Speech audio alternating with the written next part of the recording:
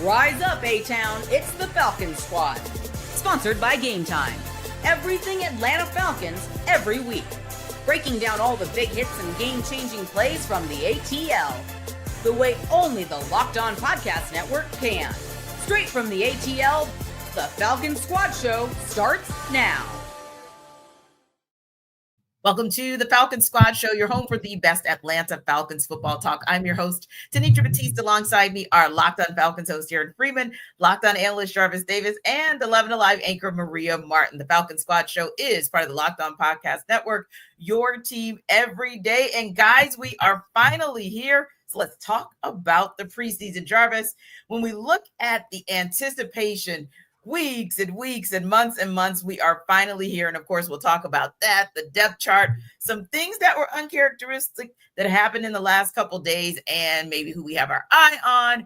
But that said, getting ready for this game against the Detroit Lions tomorrow night, which player who is actually going to take the field has a chance to make the biggest impact on this team in 2025? I think that James Pearce Jr. has the opportunity to be – he's already a fan favorite by, starting fights and stuff and getting into it with the offensive linemen and ticking them off every other day seemingly. I think he has the opportunity to his jersey sales to go through the roof. If he goes out there and get a sack against the Lions, I don't care who he's going up against, and Aaron and I talked about this on Locked On Falcons as well.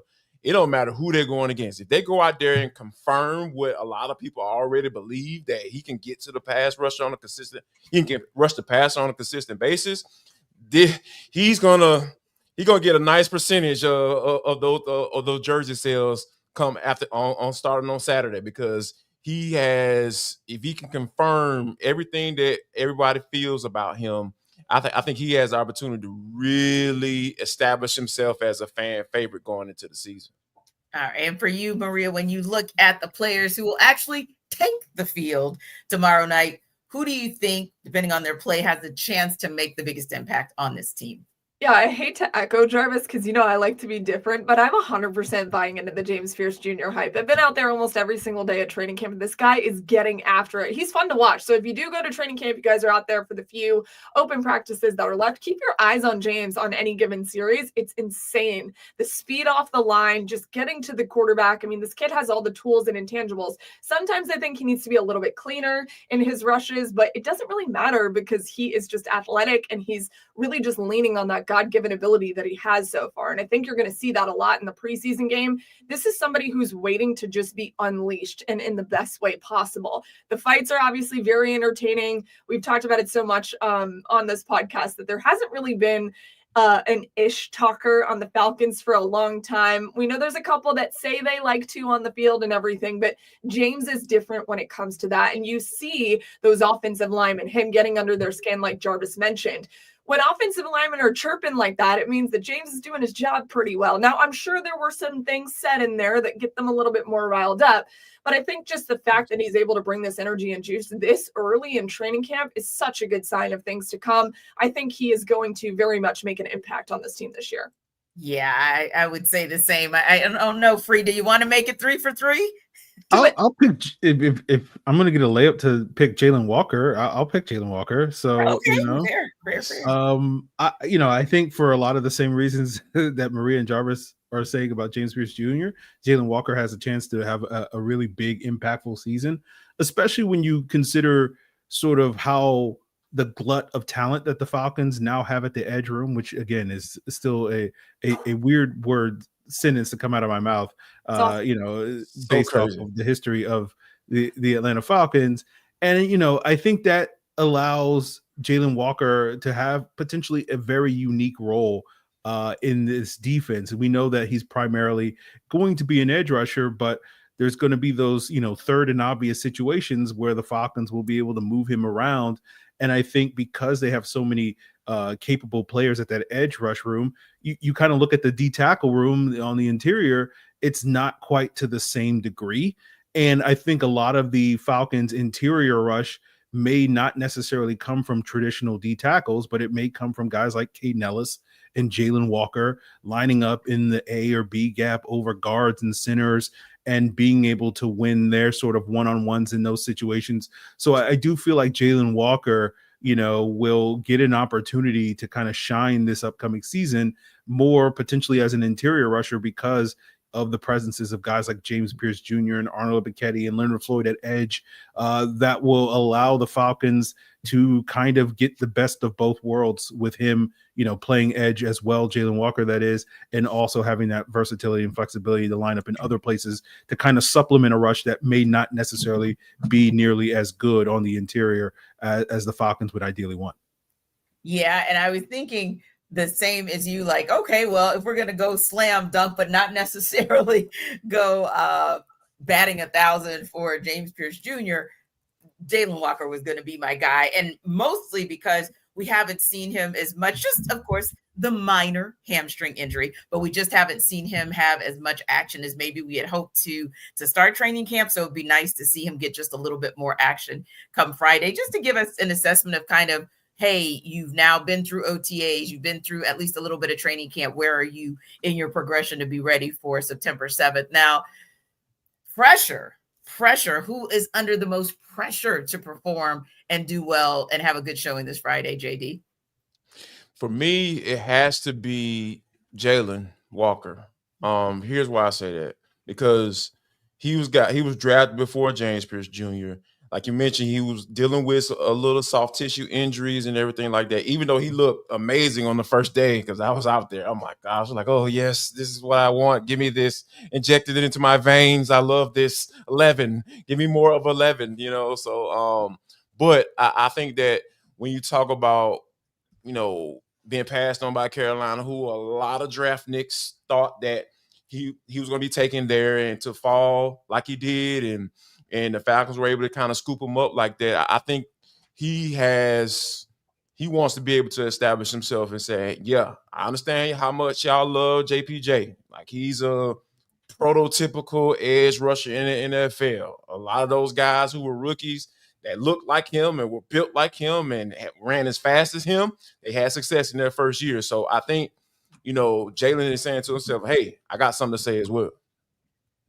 I think that there's not as much pressure on Jalon specifically for the Friday preseason game, but mentioning what Tenitra kind of hit a nail on the head with Jalon is we have not seen Jalon as much as I think coaches or even Jalon would have liked to see in training camp so far. And hamstrings are really tricky. So it's an abundance of caution for Jalon Walker, which is why they're holding him back in a lot of these sessions that they would probably let him release and go full go in any other year. And yes, he's cerebral. Yes, he's professional. Yes, he's a grade A football player, but it's very different to say those things in training camp and then that be illustrated on the football field. And so if it doesn't all look like it comes together for Jalon on Friday, I think that's okay. I think there's still opportunities for that too, especially as they're kind of solidifying what exactly they want Jalon's role to be. For me, I'm going to mention a guy that I feel like we don't talk about enough right now, which is Bralen Trice. And I'm wondering what his role is going to look like. Has his window potentially closed for working something out as a true role with this team? We know he's coming off of injury. And remember, in the offseason, in rookie minicamp and in mandatory minicamp and all these things, when we're asking coaches about Bralen Trice, they're gassing him up. They're saying, we're excited. We love this kid. We can't wait to see him go. And it's just kind of been quiet ever since training camp started. And he even said, look, I'm here. I'm ready to act like nothing happened and I'm ready to make an impact. But still, what is his impact? And we're starting to see him go away from truly being an edge rusher and trying to rely on him a little bit more against the run. So that'll be very interesting to look out for against Detroit. So he's someone that I would put a little bit of pressure on because I haven't heard a ton about Bralen ever since training camp started.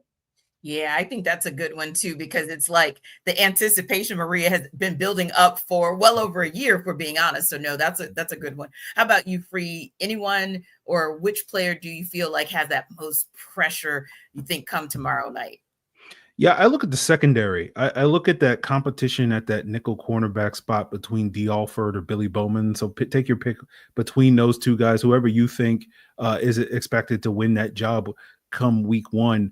I think the Falcons went into this offseason for obvious reasons, as we discussed, the free guarantee that they were going to prioritize the pass rush, this offseason.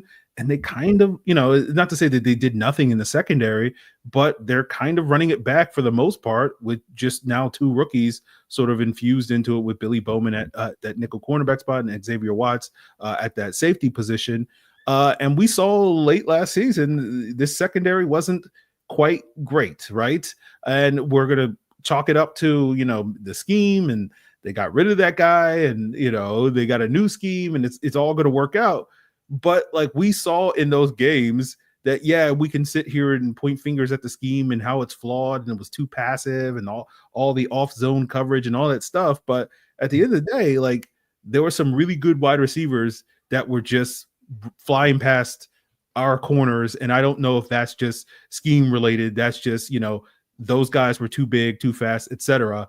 And so to me, if that's going to be different this year, when the Falcons face some of these high-powered offenses, and they have a couple coming out of the gates, although, they may get a reprieve, as the Falcons often do, maybe no Chris Godwin in week 1, no Jordan Addison in week 2 or whatever, but there's still going to be some guys out there that opposing teams are going to be able to get the ball to their receivers and their weapons at a high level, and you're going to need that nickel cornerback position to really perform. And Billy Bowman, particularly, I think most people are kind of over the D. Alford experience at this point in time. And so there's a lot of pressure on Billy Bowman to take his job. And so I think he's a guy that needs to go out there on Friday and say, I'm ready to do that. I'm ready to perform at a high level. You guys don't have to worry about the nickel cornerback position as you have the last couple of years. And I think that's going to be something that Billy Bowman can showcase on Friday. I think, and it's a different kind of pressure, if you will, but and it's not pressure to perform, but then again, it is pressure to perform. I think it's pressure on Raheem Morris that starts on Friday, because you made the decision for your de facto rookie quarterback not to play Friday. And I think that while we understand the abundance of caution that may have even ratcheted itself up based on what happened with Jalon Walker earlier this camp, maybe it's like, okay, now I'm really going to be a little bit more cautious. Now, I do know that Raheem Morris has plans to play starters and maybe like your 1Bs a little bit more than he did like maybe last season. But I still think there's something to be said, even if it's just one series, even if it's just a couple of snaps, like there's something to be said about that opportunity that could be missed with not playing those starters. So I'm interested to see if, especially when it comes to continued progression on timing in real time football versus just in a practice space or a 2-minute drill, if that's going to impact the Falcons offense come September 7th. So I think just a modicum of pressure on Raheem Morris on his decision-making is in terms of how he's approaching the preseason. It kind of adds to what you're saying, T. How about this clock management? You can practice on that. Lord knows that he needs to work on that, right? That's what you can work on in the preseason as well. And hopefully the offense get into situations where, like, okay, are we gonna go for it here? Okay, we got it's a minute and a half left. We're on the 50-yard line. Only got one timeout.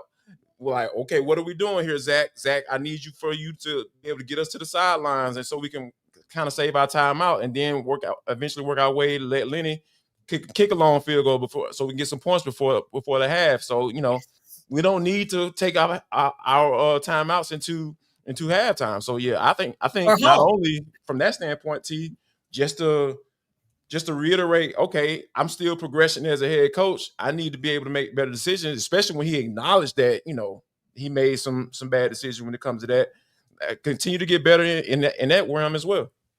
Yeah, I agree. That's another good one, because at the end of the day, you're kind of going to need reps yourself, right? Sure. So that's exactly what the preseason is supposed to bring, those reps. So yeah, I like that as a call too. But like I said, I just think there are certain things that I want to see, that I think there's a little bit of pressure there for them. And it's interesting because I'm always quick to kind of look in the comments. So you're not going to see Nuke and Juke, Rusty Moore Jr. in all likelihood. But Rodney Dozier said he wants to see more Bowman.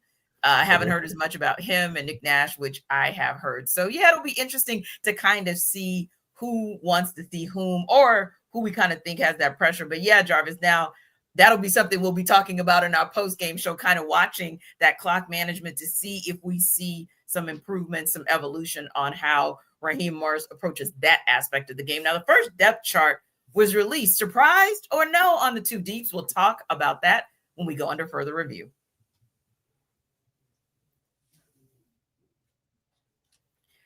This episode of our Falcons Squad Show is brought to you by FanDuel.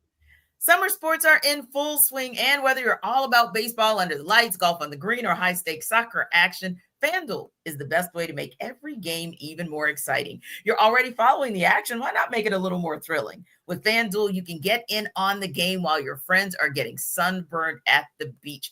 Now, a lot of people have been using FanDuel to track their favorite matchups. The app keeps it fresh with new daily promotion and fun ways to bet. It's easy to use, fast to pay out, and makes even regular season games feel like must-watch events. So if you're new to FanDuel, new customers can bet just $5 and get $150 in bonus bets if your first bet wins. So open the FanDuel app today or visit FanDuel.com to get started. Again, new customers, bet just $5, get $150 in bonus bets if your first bet wins. Open that FanDuel app today or visit FanDuel.com to get started.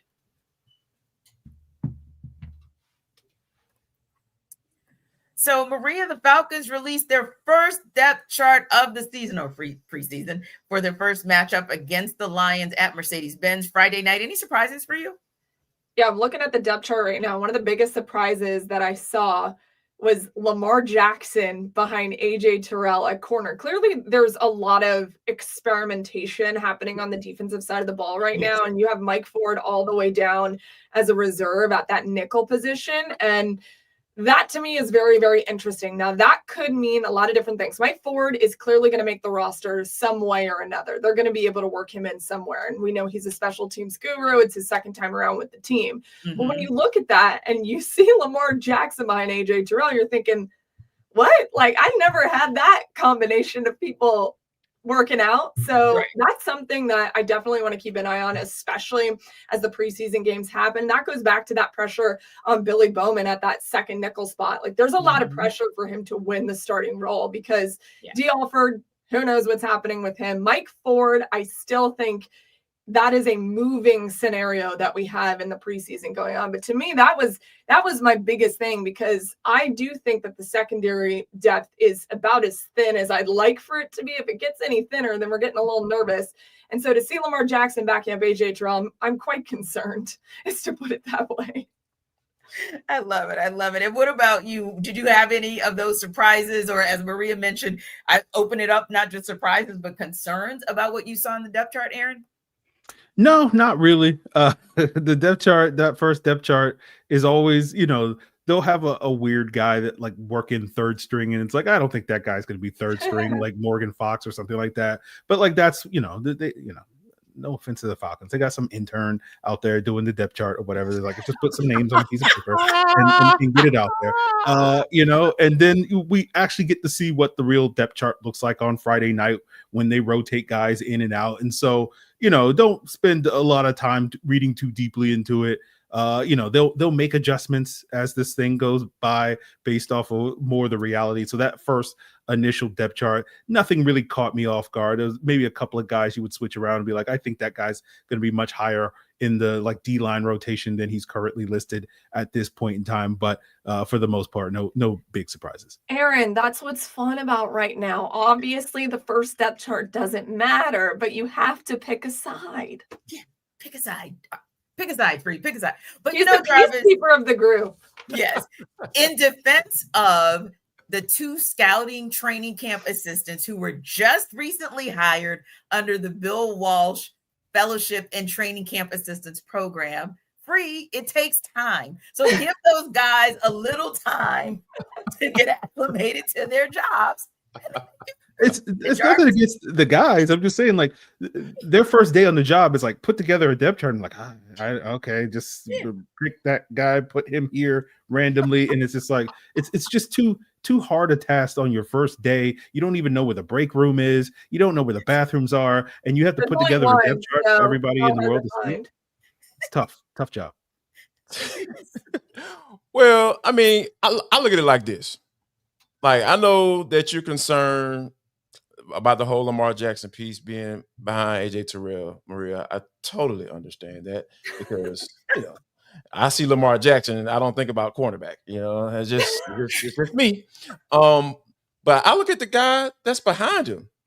If I'm an undrafted free agent and I'm right behind the guy that's behind the guy on the depth chart, on the first depth chart, oh my gosh, I'm excited because, Kobe Bryant, a lot of hype coming in. A lot of people thought he probably should have gone in the late rounds versus being an undrafted free agent. I'll make a case that it's probably good that he went undrafted because I'm sure he had a choice of where he wanted to go, and he kind of choose based off of who's on the roster where he wants to sign. And Atlanta, like you all mentioned, the secondary wasn't really paid attention to that much. Like Free mentioned it earlier. So when you have a team that didn't really invest in any new guys that you knew that were gonna come in and be starters, that just tells me, like, hey, as an undrafted guy who thought I probably should have gone a little bit higher, yeah, let me go sign here. And I know that, I'm going to have a real opportunity to make this roster because it's hard.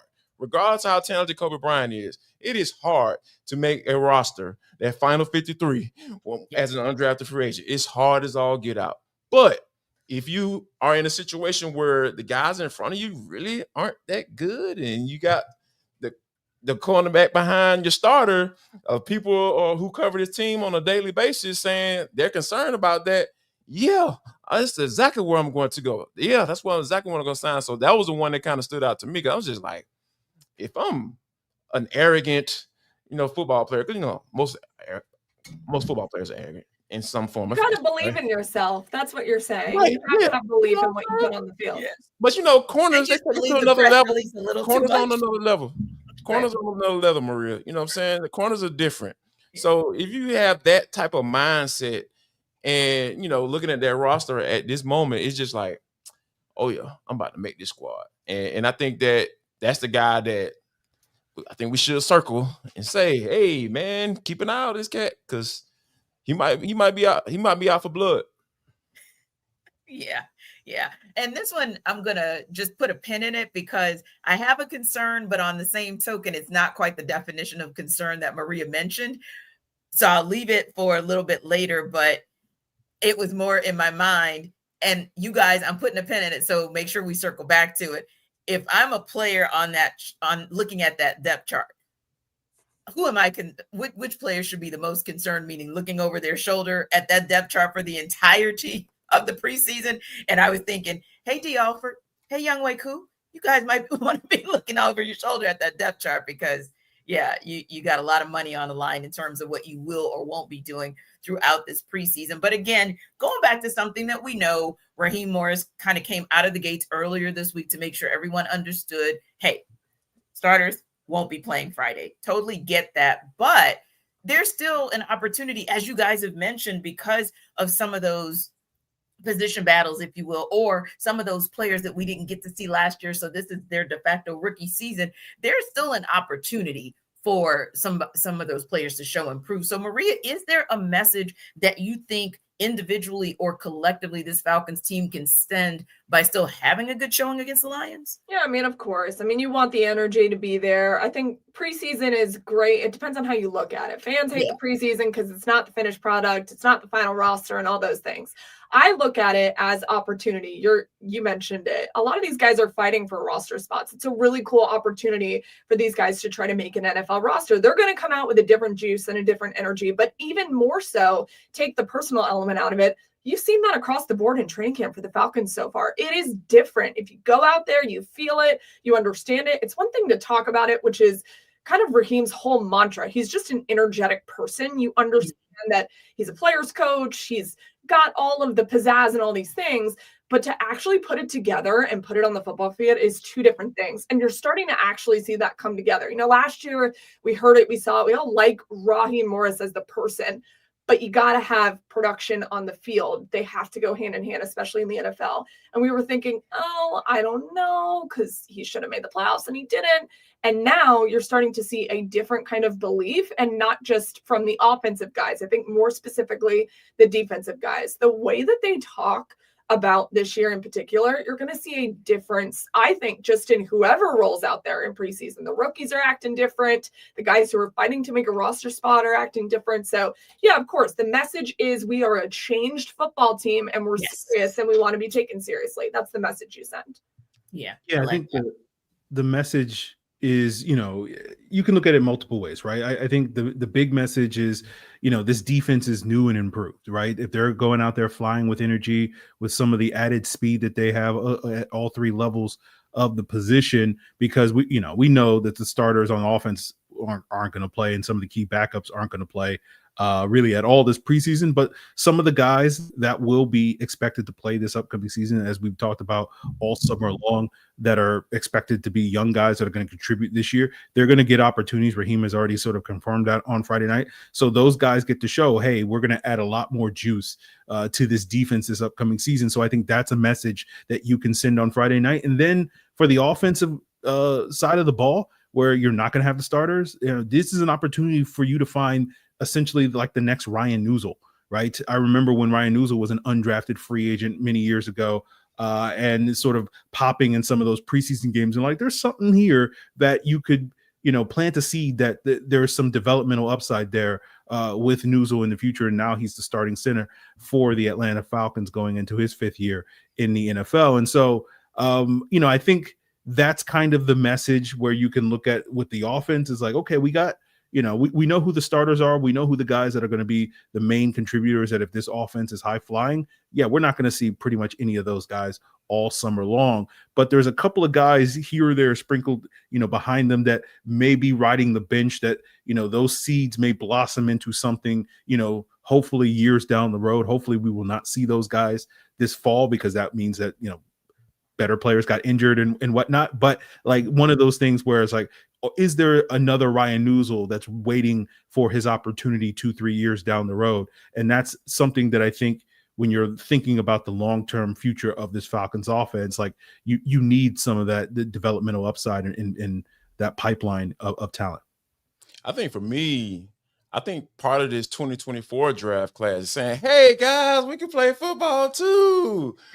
Casey Washington has had a low-key, a nice camp. He's had a nice training camp. He's been looking really, really good out there in Flowery Branch. And I think that Brandon Dorlus, you can hear how he talks and how he's excited about the new scheme and how the attacking style fits what he wants to do as an individual player and how that kind of fits into the scheme. So I think this 2024 draft class is kind of saying, hey, we know we didn't do any much last year, but we are here to show you that, hey, we were worth our picking last year. So I think that's the thing that, for me, that should be the message for those guys to say, hey, we can play too.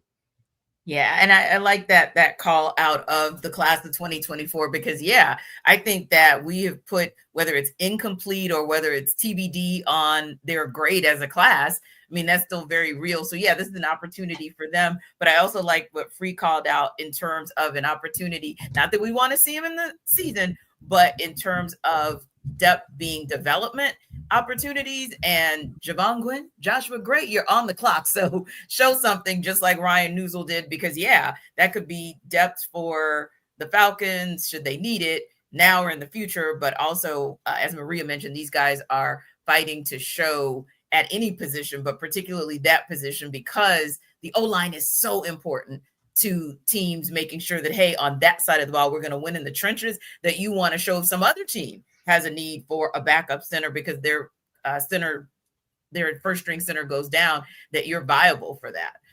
Anyway, an extension during training camp, that was interesting. We'll unpack that in Next Up.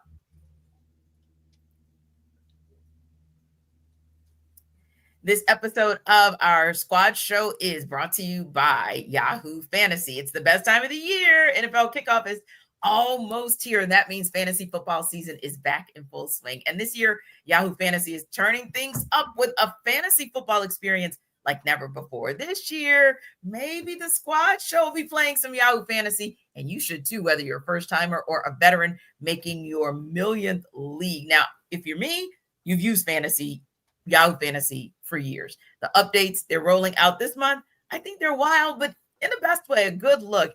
And one of many features, the new Guillotine Leagues, they just dropped every week. Lowest scoring team, it's over for you. The last one standing wins. To celebrate 28 years of fantasy football greatness, Yahoo Fantasy is dropping 28 big new features over 28 days throughout August. So to kick it off, they just dropped Yahoo Fantasy Guillotine Leagues, just like we talked about in the season around the corner. Now's the time to get your league together and give this new mode a try. If you're more into the classics, you can still play in head-to-head private leagues or join a public league, but stay tuned for more killer announcements and start playing Yahoo Fantasy Football now at yahoofantasy.com/LockedOnNFL.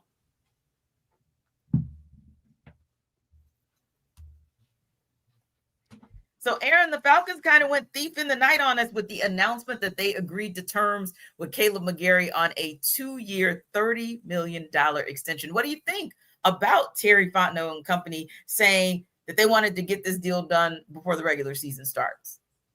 I think, it's a smart move for the Falcons to be proactive at that offensive tackle position, give themselves some flexibility, because at this point in time, you didn't know what the future of the tackle position, because you're getting a little older at that spot. You got Jake Matthews going into, I think, his age 33 season, and the Falcons gave him sort of an extension this offseason that would sort of secure his services for the next 2 years. But you had Kaleb McGary being a free agent. And then, this is something that Jarvis and I been talking about since like February, where we're, going back to the Senior Bowl stuff, where we were like, yeah, we're focused on the pass rushers, but we're hoping, maybe there's an offensive tackle that the Falcons can pick up as well in this draft that, they can develop into the future. And they ultimately settle on Jack Nelson in the 7th round. But the thing about Jack Nelson is he's got some tools, but he's probably a bit more of a multi-year project.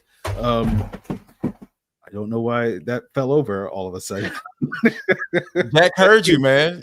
I told you that we don't need players coming at you. I just literally looked over and I just goes to Falcons past, huh?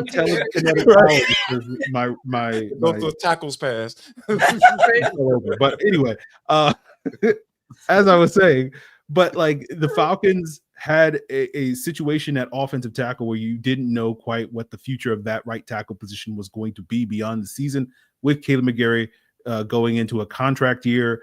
And Jarvis and I have been talking about where it's like, if you're going to get an upgrade over Kaleb McGary, you need a 1st-round pick. And then, of course, the Falcons traded away their 1st-round pick. And it's like, yeah, I mean, we all sit here and we've talked about it before, where it's like Kaleb McGary is very good at certain things, not as good at other things. And everybody, depending on where your perspective is, you either focus on the things he's not quite good at, or you focus on the things that he's very good at. And clearly the Falcons are focusing on the things that he's very good at, which is that run blocking, which merited this extension. But like, you were looking around the landscape where it's like, yeah, I don't think the Falcons are going to do better than Kaleb McGary at this point without a 1st-round pick next year. Yeah. So might as well, keep him around for a couple more years, focus on the thing that he's really good at, which is solidifying the right side of that offensive line with the run game and whatnot. And that's something that, the Falcons deemed was worth, $30 million. And, when you see the best version of Kaleb McGary, which we haven't always seen the last couple of years just because he's been a little nicked up, but when he's out there doing his best, like, he's well worth that money in terms of the value that he adds to the run game.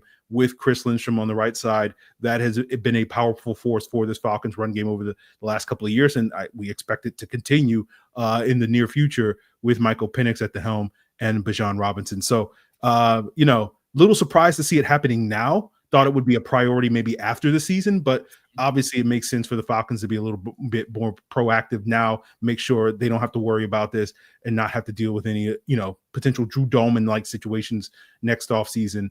Where he can walk in and whatnot. Yeah, Jarvis, a couple good nuggets there that Free mentioned. Maybe most importantly, you don't want a Drew Dolman situation again. So you head that off at the pass.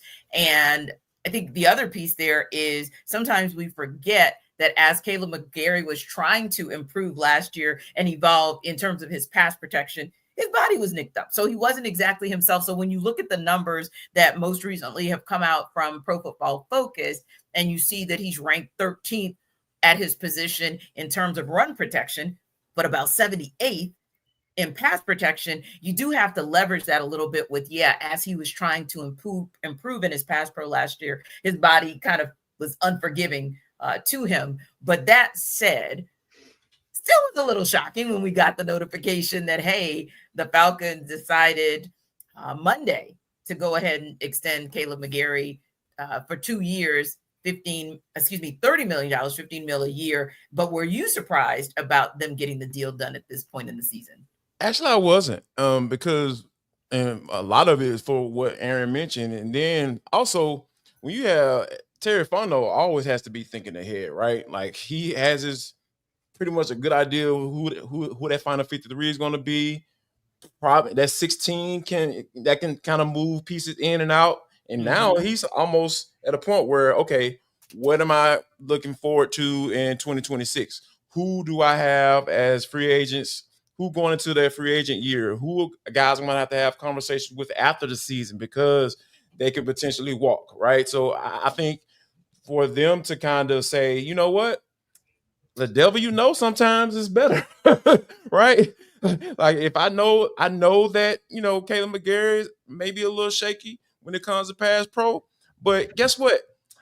What he's really, really good at, the best athlete on our team, number 7, is a running back. So guess what?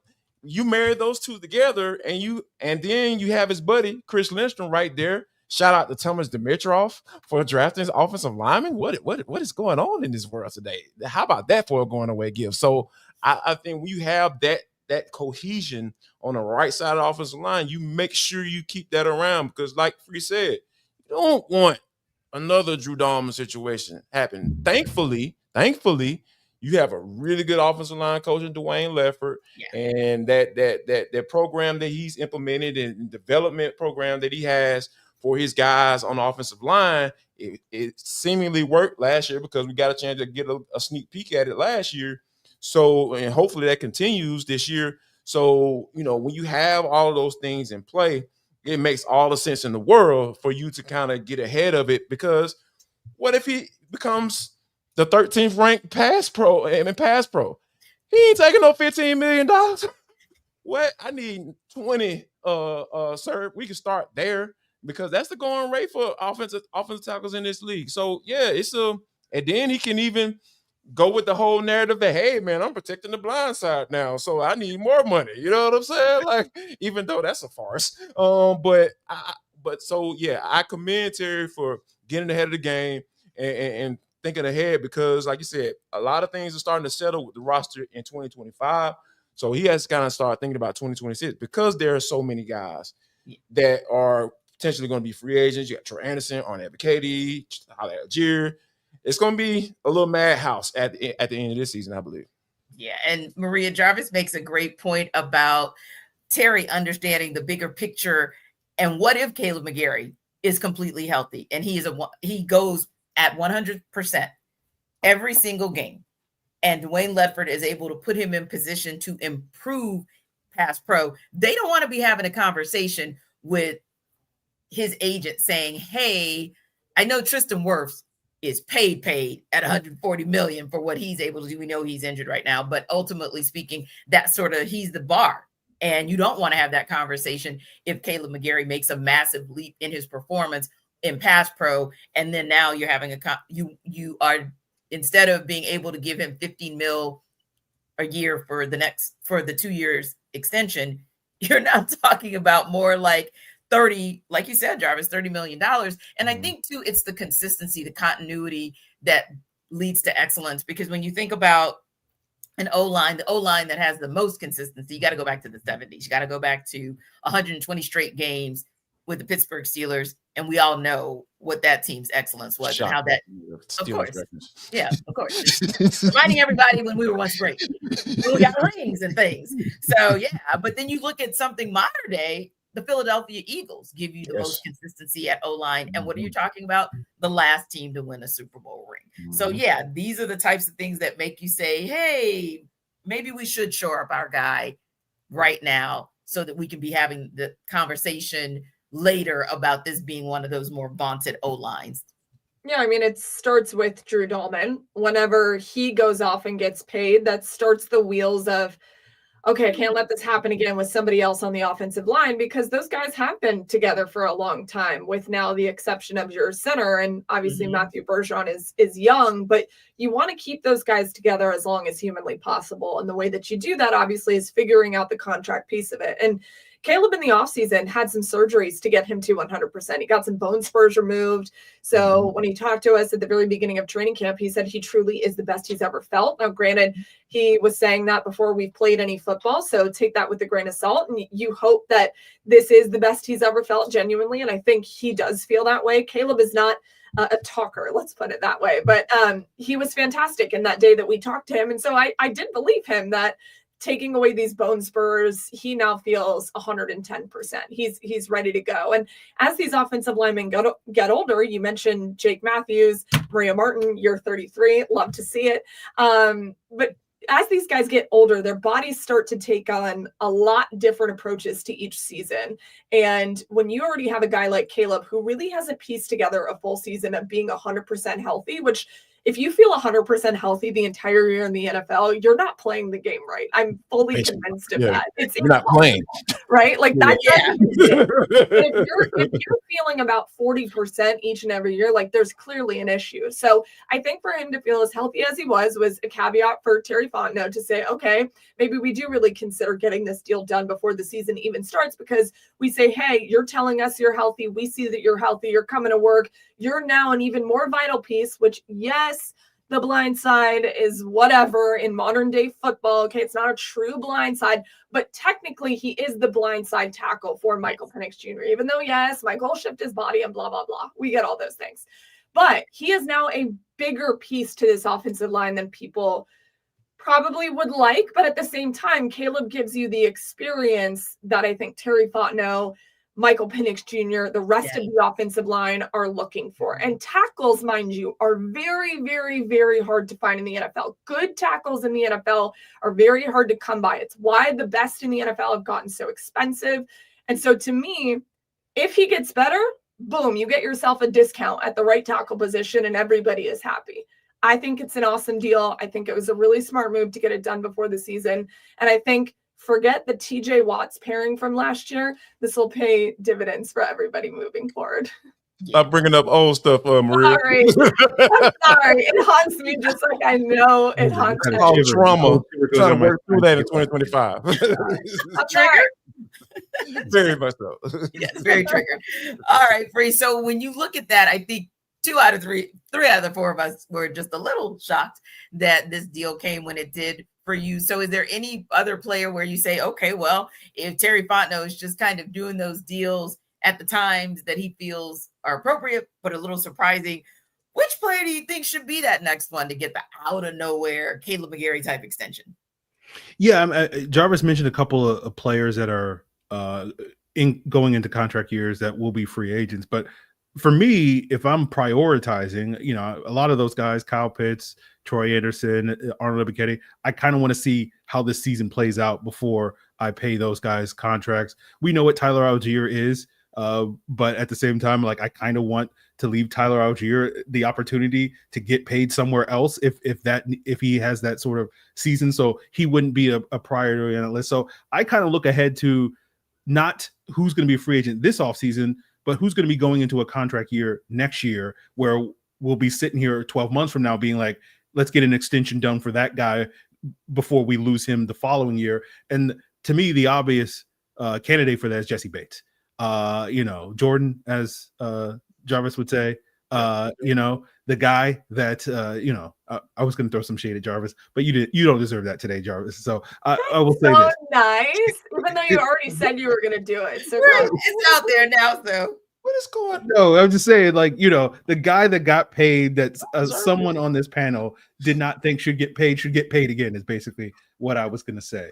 But yeah, Jesse Bates is to me the obvious candidate that, he's such a fixture in this defense, still in the relative prime of his career because the Falcons picked him up at age, 26, 2 years ago. So only about 28 at this point in time. So still probably has a couple more, peak seasons left in him. And if you can get a deal done and solidify that secondary, like we have questions at a lot of secondary spots. AJ Terrell's not one of those questions. Jesse Bates is not one of those questions. The other stuff we'll figure out, but you want to make sure that you have those two guys locked up long term. Yeah, I think for me, I'm the type of guy that, I want to at least say, hey, big head, before we allow you to walk, and have this big old rushing season, 6-7 touchdowns, 700 yards rushing, even behind, Bijan Robinson. I'm talking about Tyler Algier. I want to at least say, hey, man, let's have a little conversation. What would it take right now? You know what I'm saying? Like, obviously, Tyler Algier's agent should fire. Tyler Algier should fire his agent if he even engages. But I'm just saying, I really like that combination. I really like those guys together. I think they complement each other very well. Indeed. So if you're talking about a guy going into his contract year, I'm thinking about Tyler Algier and, hey, man, what you doing? You need a little change, you know what I'm saying? You want a little extra money? You want a signing bonus right now? I want you to negotiate contracts so badly. Can you become a player agent? Because you're going to walk in there and be like, hey, what's up? Please. Going on? But before you wrap up, I think, Jarvis, you might need to clarify, because one of our commenters, one of our audience members said, hey, big egghead. So I'm thinking they don't really understand the slang and colloquialism that hey, big head is. Can you please elaborate and educate? Oh, yes. So for all my people in Duluth and now, I didn't even say that. Like, see, now there you go, calling out Gwinnett. I didn't say just say what you gotta say. I'm always going to shade Gwinnett. I'm always. That's my life purpose, to shade Gwinnett County, because I will never live there. I despise it. I don't care about it. And I hate that my brother lived up there for 3 or 4 years. So yeah, I'm throwing shade everywhere. I'm throwing it. But what I mean by hey, big head is because, a lot of times, back in my heathen days, I might get a text like that. You know what I'm saying? Hey, big head. I hadn't talked to her in a while. Oh, shade. Wait. Did you guys, Maria, did you pick up that? He said he would get the text, not send it. Oh, yeah. It was like I received big head texts. I had to make sure I slowed it down when I said that too. So yeah, so that just means that you're trying to engage just to see what's going on. Just test the temperature. You know what I'm saying? Just like a thermometer. You know what I'm saying? Yeah. Just put a thermometer on the situation. So that's what those women were doing. Those little philanderers that were trying to get me, back in the day. You know what I'm saying? Before I met the love of my life. You know what I'm saying?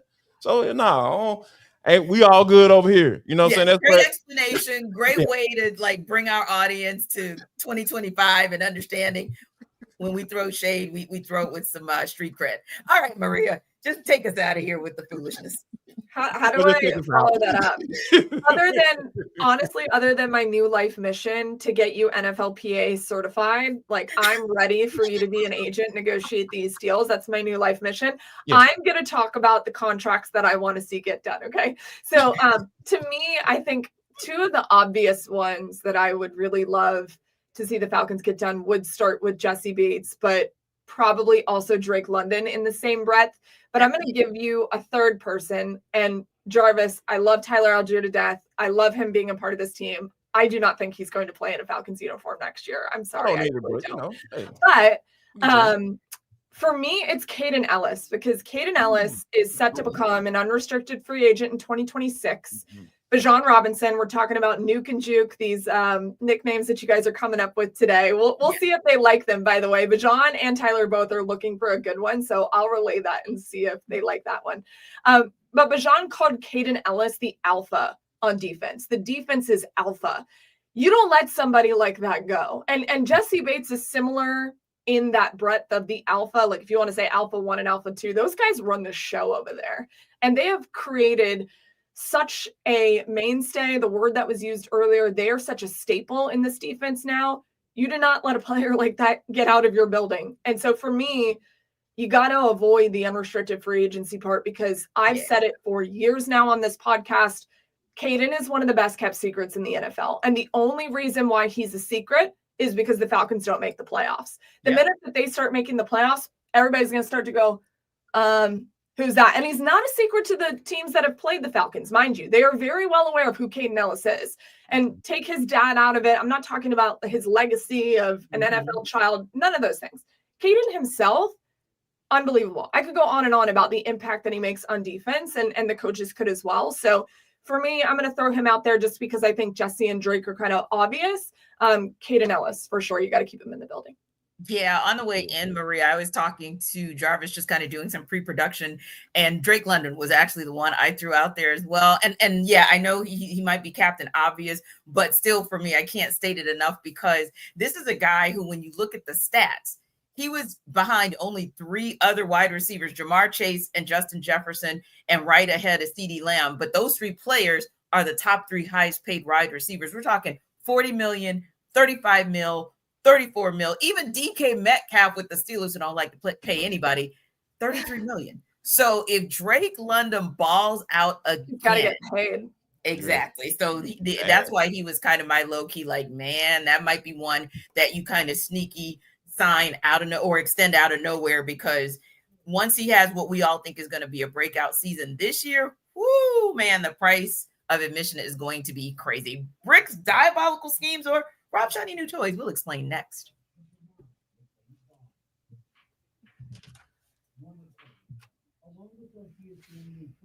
So Jarvis, we all are just waiting on Friday night to happen with bated breath, but I think something that'll be intriguing as well is kind of the schemes. We won't see everything. It'll be a little vanilla on offense, a little vanilla on defense, but still we're going to see some tricks to it. So are you most intrigued and excited about Jeff Ulbrich's attacking scheme, or maybe Zach Robinson in his second year as the play caller?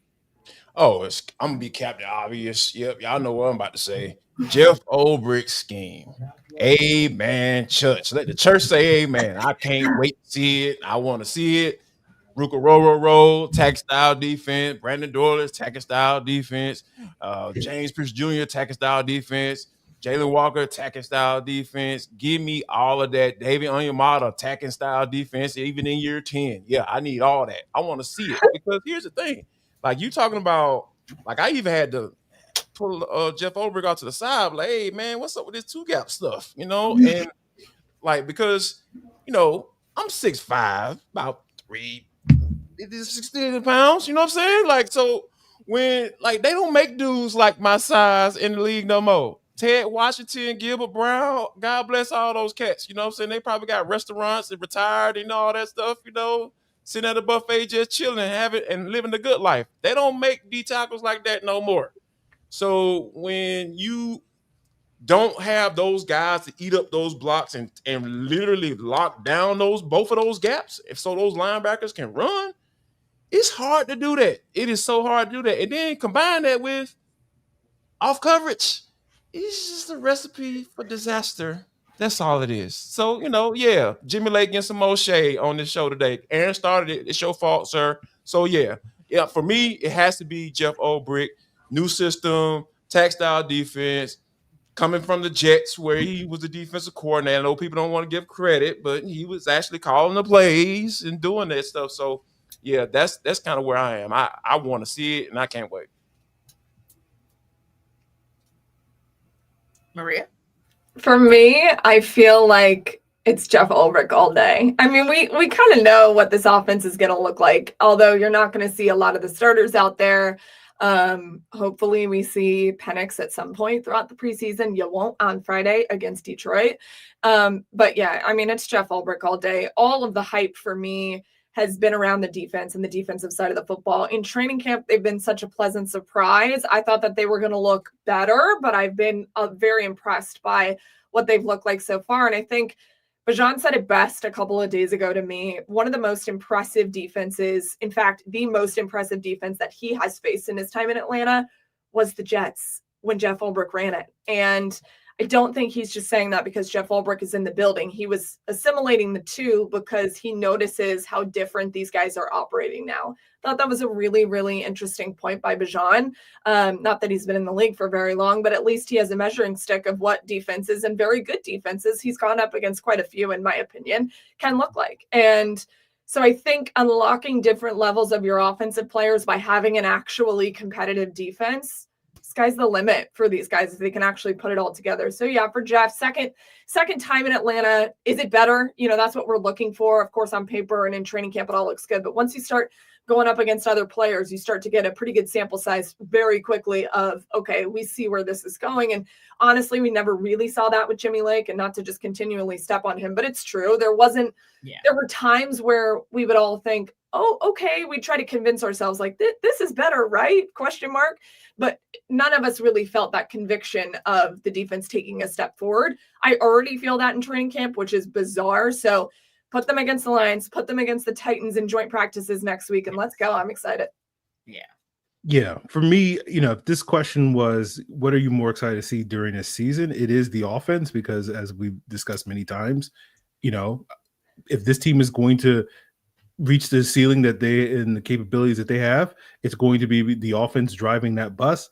But, if I'm not mistaken, like when Zach Robinson spoke at his presser last week, I think he was asked directly, like, sort of how you kind of diversifying the run game. He's like, we're trying some stuff, but y'all ain't going to see that until September. So, like, basically, even if, like, I'm excited to see what this offense could be, this is August. This is going to be as vanilla as humanly possible. And as Jarvis and Maria have mentioned, no starters out there. So it is going to be as basic a version of this offense for the next 3 weeks. So like them, I am much more excited to see what this attack style defense under Jeff Ulbrich is, with these guys flying around, attacking upfield. You are going to get glimpses of that. You are going to get opportunities for a lot of this guys, particularly in the front, to really get after and stop the run on the way to the quarterback, be this attacking team.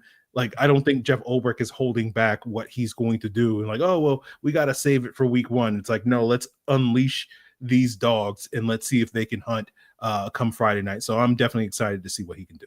Yeah, and the NFL is a copycat league. So if you display anything on offense in the preseason, forget it. You can't use that during the season. So Zach has learned, he is smart after his first year in the NFL. He understands, keep it as basic and simple as humanly possible. And isn't it funny that as much hype as there is around Michael Penix Jr., and Lord knows none of us have forgotten that he exists and this is going to be his first full year as a starter, it's kind of quiet because you see the balls that he throws in training camp and you think, oh yeah, he's got in the bag. He's great. Although he has had some days where he's looked a little off. He's a rookie. It's going to happen. Everyone take a deep breath.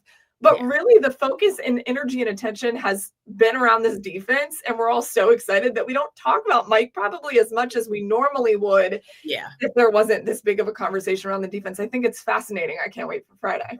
Yeah. And I'm probably going to go in the direction I always go in. We need to talk more about Marquise's squad. Okay. But special teams, seriously. You all know that already. But the special teams, seriously, special teams was similar to the O-line. The less we hear an O-lineman's name in the course of a regular season game, the better, because that means you're doing your job. There aren't penalties. There aren't, bad snaps or what have you. I feel like with special teams, for the most part, we don't need to be talking about you too much either. Last year, we led too many shows talking about special teams, not flipping the field, talking about the struggles of Younghoe Koo, albeit injury-prone season. But I really hope that we get to see something in what Marquise is dialing up with, maybe just a retool and kind of getting back to basics, kind of getting back to the values that have always made this special teams unit for the Falcons so special. But real quick, I had mentioned this earlier, so I've got about 90 seconds to kind of talk about this guy who you think might, hey man, you need to be looking over your shoulder. Like, don't take preseason snaps for granted, because it might just dictate how your regular season starts with this team. Is there a guy, Jarvis, where you say, man, you need to be looking over your shoulder? Not necessarily looking over his shoulder. They might need to be looking over their shoulder at him, DeMarco Hellums. I like that too. I'm excited about this guy because he brings that hat. I feel like he's going to force the Falcons to find a role for him in his defense, because He is the typical guy that you want coming downhill and mixing it up when it comes to that attacking style defense. So yeah, I think DeMarco Hellums is that guy for me. Maria, what about you? Who's that guy where you're like, either you should be looking over your shoulder at him or he's looking over his shoulder like, man, better watch. I'm watching. Yeah, I mean, DeMarco Hellums is a really good one because we've heard so many times that this guy's out for a vengeance and he wants to make the roster just as much as anybody else, but he looks very good in camp. He's been getting a lot of different reps with a lot of different people, which I think is really important. Billy Bowman is one of those guys who's staring down D. Alford and saying, I'm coming to the spot. And you're going to see that a lot play out in the preseason. And then I'll give you one more just to make Tenitra happy on special teams. I think it's Younghoe Koo's job, but I do think that if he turns around too far, Lenny Krieg is right back there. I mean, if Younghoe Koo, I don't think it's his job to win. I think it's his to lose. If he does end up actually losing the job, they have a serviceable backup in Lenny Krieg. But those are three that I think are very interesting as we continue in training camp. Yeah, for me, the player needs to keep his head on the swivel is Kirk Cousins because Easton Stick, 4-time is going to come out here and all out on Friday night. He's rushing for touchdowns and scrimmages and whatnot. Easton Stick, he's getting DJ Chark jobs. Like Kirk needs to watch out, okay? Because we're talking about trading Kirk all offseason long, and Easton Stick when he goes out there on Friday night, 4-time national champion, ladies and gentlemen, he is going to go out there and basically Terry's going to be like, hey, we got to give Kirk away because we cannot block Easton Stick from getting some opportunities. Cap. I call cap on that one. I'm not going to say a lot. Okay. The only thing I will say, Easton Stick will make this roster. Okay. The Falcons are going to carry 3 quarterbacks. He's going to make the roster. The only reason why, Aaron, is not because he's going to be the backup quarterback, but because Kirk is eventually going to find a destination because everyone knows starters get hurt at some point. So he will go somewhere. And then Easton Stick will be a very good backup. I don't think he's going and taking the backup spot from Kirk Cousins. I